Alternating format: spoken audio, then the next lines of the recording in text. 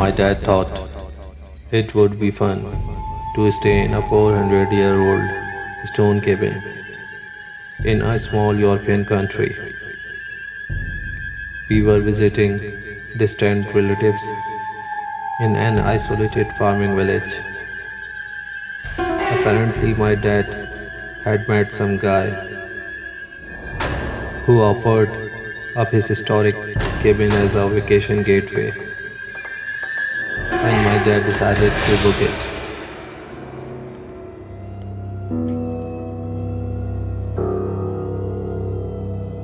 After leaving my cousin's place, we drove for about 20 minutes through farm fields, never meeting another car or person.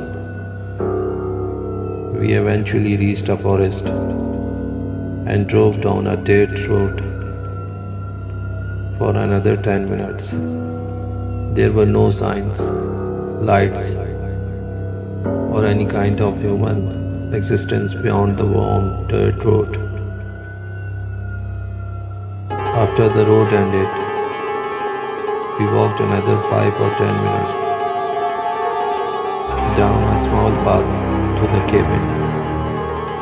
I remember the forest being dark and dead quiet. Not a bird or a squirrel or anything. Total silence. The cabin had been renovated for basic necessities. There was a single light bulb in the main room, consisting of a large wooden table with benches, an old fireplace with some kind of wood stove attached, and a rocking chair.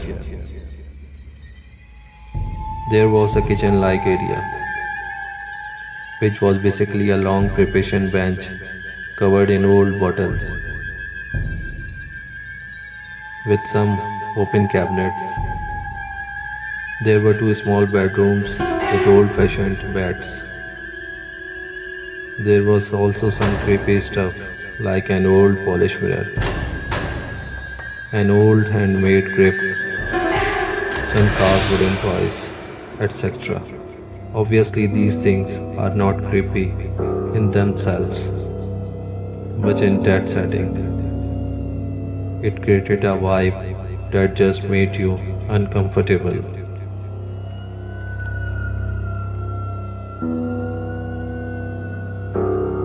The first thing we noticed is that the door did not lock.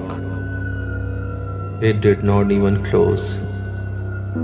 Due to being so warped from age, I immediately insisted to leave, but my dad, mother, and friend blew me off, saying it was no big deal.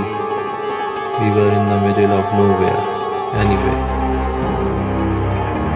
I checked all our cell phones for a connection, but even my dad's international phone had nothing. Note that this was the early 2000s. International phones were a thing.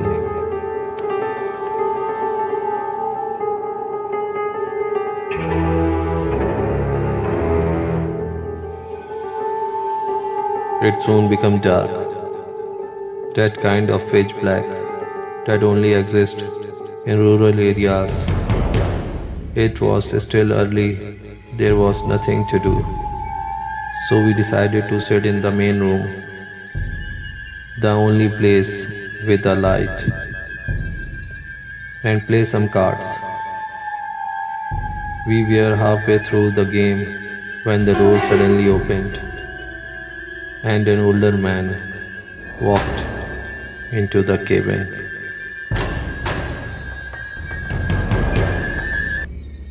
He was tall, thin, and wearing an old 3-piece suit. Really weird, since we were in a poor farm village. We all jumped up, terrified. But he said he wanted to say hi and see how we are doing. In perfect English, also weird. since English is not common in this area. My dad asked who he was, and he said he was a neighbor from down the road. We are like, what road? And he said he had a farm a few miles down and wanted to know if we did come over for dinner.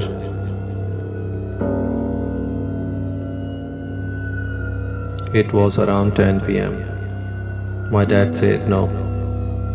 We were fine, but the guy was pretty insistent we come over. The entire situation was scary, but all I can remember is the man's behavior. He seemed nervous, constantly rubbing at his hands and watching us closely enough that I remember my parents subtly standing in front of my friend and myself. Eventually, after much refusal from my dad, the man told us where he lived and said to come over if we needed him. He then opened the door and just casually walked down the path out of fear. We were all weirded out, so my dad dragged the heavy fire poker holder and put it in front of the door to lock it. Eventually, we went to bed.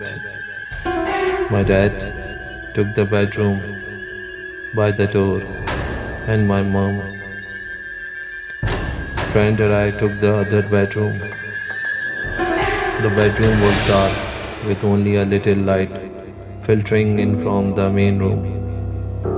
I refused to sleep or turn off the light. Clutching a small flashlight I had brought on the trip,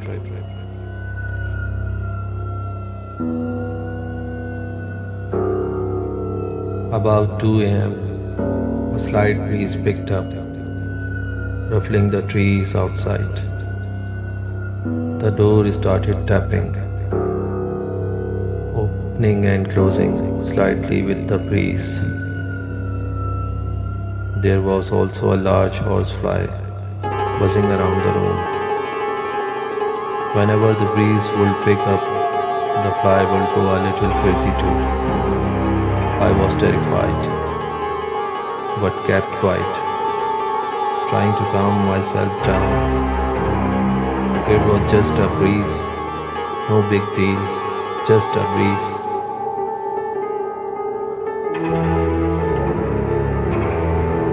And my mother woke up, screaming.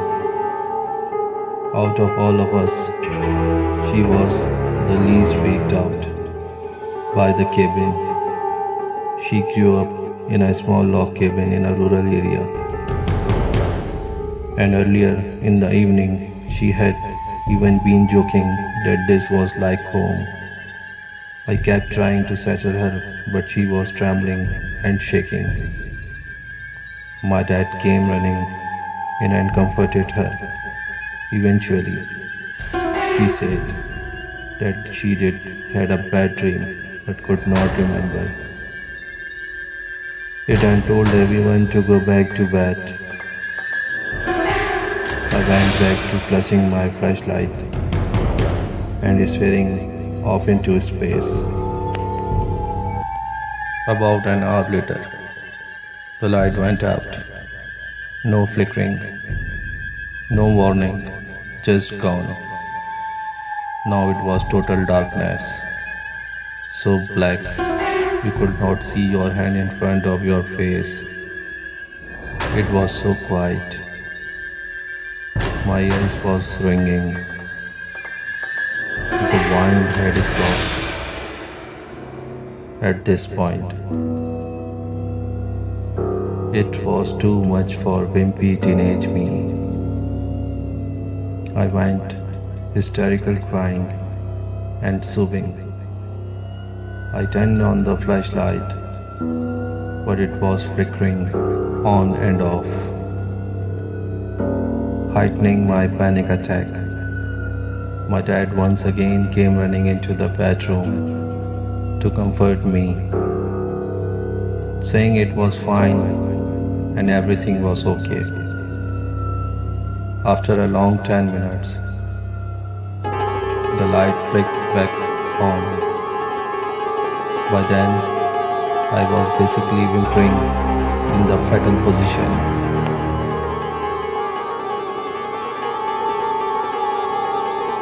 For trying to comfort me, saying lights go off all the time here in a small town, Europe. When my dad's phone rang in the other room, we all froze. My dad went to answer it, and it was my grandmother from back in Canada. She wanted to know if I was okay. That alone was scary and weird. But here's the really weird thing. My grandmother had a bad stroke in 2000. She could not walk, could barely talk, forgot how to use all technologies, and could not really remember me, my mother. She had a vague idea of who I was when I was standing in front of her. But that's about it. So her talking to my dad on the phone was utterly bizarre. Her caretaker then took over the phone call, terrified, saying my grandmother was laying on the floor with the phone and must have crawled to it. Out of her room, down the hall to the kitchen, where the only phone is.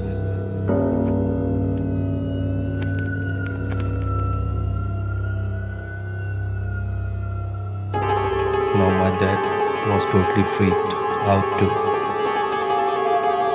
After he hung up, he tried to call my cousins, no connection. We all basically sat in the main room for the rest of the night. I remember at one point,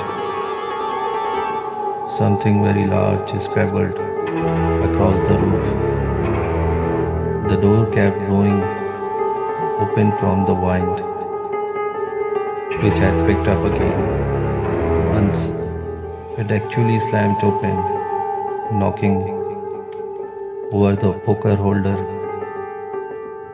and rocking the rocking chair.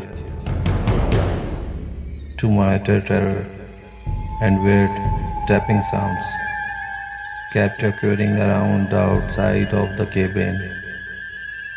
As soon as daylight came, we walked to the car and drove to my cousin's house.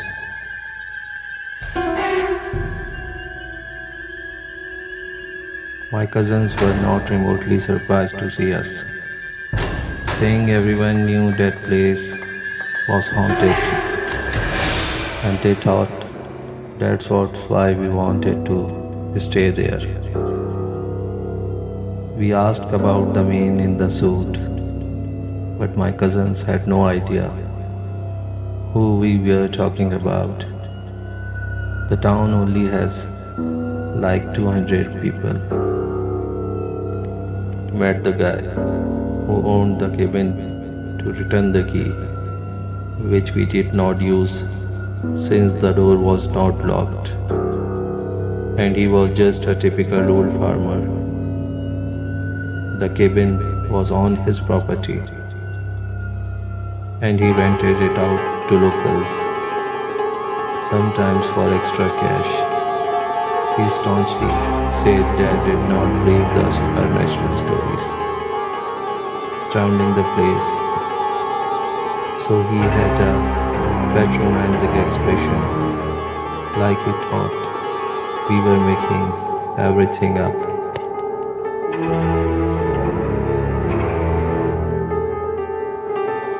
My dad said he ranted for a good few minutes about how that why this ruining the value of his property.